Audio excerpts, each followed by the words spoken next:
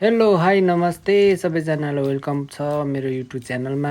आजको ब्लग चाहिँ सानो अर्ग्यानिक तरकारी बारीको हुनेछ, सो लास्टसम्म हेर्नुहोला। मेरो मात्र हो?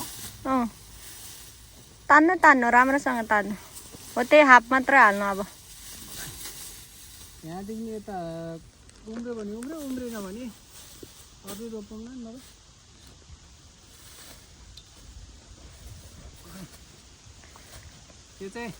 यो चाहिँ सेल्फ हाम्रो सेल्फ। यो चाहिँ साउले तरकारी खानको लागि दिएको दाइजो बारी।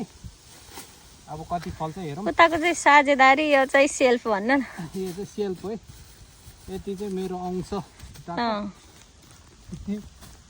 खुर्सानी र भेन्डी म यहीँ हालिदिन्छु। भयो भने भिडियो फेरि बनाउँला। भयो भने गाइड्सहरू लाइक कमेन्ट सब्सक्राइब गरेर वेट गरिराख्नु होला।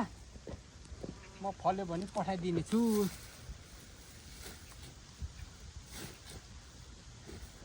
अहिले रोपिरहेको छु, फलेपछि कस्तो हुन्छ त्यसपछि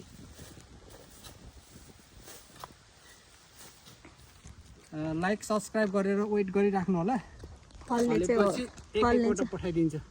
फल्ने चाहिँ हो कि नै? रोपेपछि फलिहाल्छ नि। मेहनत चाहिँ यत्रो गरेछ कि। अब यस्तै छ विदेशमा गाईहरू। अब आफ्नो घरको जग्गा, घरको जस्तो जग्गा जमिन, घरमा जग्गा जमिन बाजा छ। यहाँनिर चाहिँ अर्काको यत्रो टुक्रा चाहिँ, यत्रो टुक्राको महत्त्व यति धेरै हुन्छ है। आई धुलो उडायो।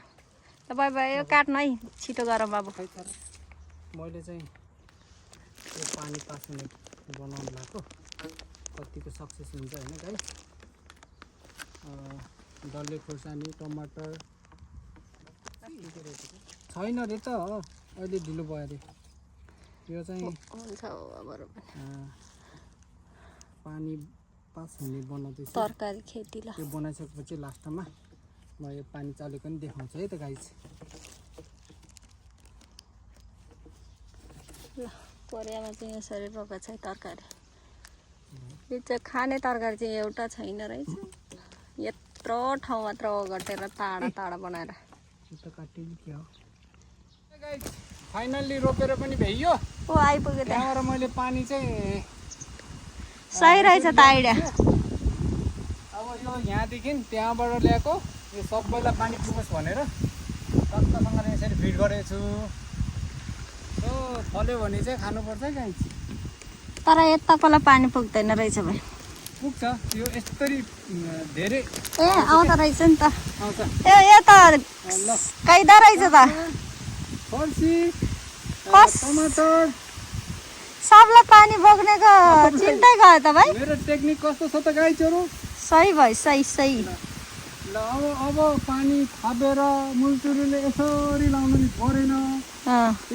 एउटै पाइपबाट चाहिँ तरर यसरी पानी लाउनु पर्छ। दिमाग चाहिँ रहेछ। बाँकी भिडियो फलेपछि हाल्नेछु। Bye bye, take care.